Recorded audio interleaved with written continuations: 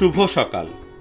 আজ শুক্রবার ৪ এপ্রিল ২০২৫ খ্রিস্টাব্দ, ২১ চৈত্র ১৪৩১ বঙ্গাব্দ, ৫ই শাওয়াল ১৪৪৬ হিজরি।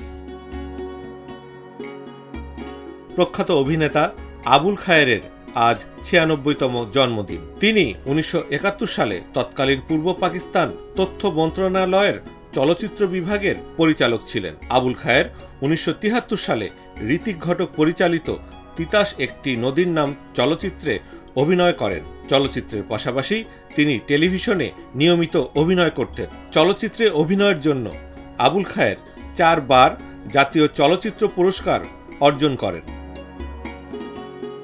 আজ প্রখ্যাত সঙ্গীতজ্ঞ এবং শিক্ষক সঞ্জিদা খাতুনের ৮৮তম জন্মদিন। ১৯৩৩ সালের ৪ এপ্রিল তার জন্ম। সঞ্জিদা খাতুন ছিলেন বাংলাদেশের সাংস্কৃতিক অঙ্গনের অন্যতম ব্যক্তিত্ব। তিনি একাধারে ছিলেন রবীন্দ্রসঙ্গীত শিল্পী, লেখক, গবেষক এবং সংগঠক। এছাড়া তিনি ছিলেন ছায়ানটের প্রতিষ্ঠাতা সদস্য এবং প্রাক্তন সভাপতি। সঞ্জিদা খাতুনের বাবা ডক্টর কাজী মোতাহার হোসেন ছিলেন বিখ্যাত পণ্ডিত ব্যক্তিত্ব এবং জাতীয় অধ্যাপক।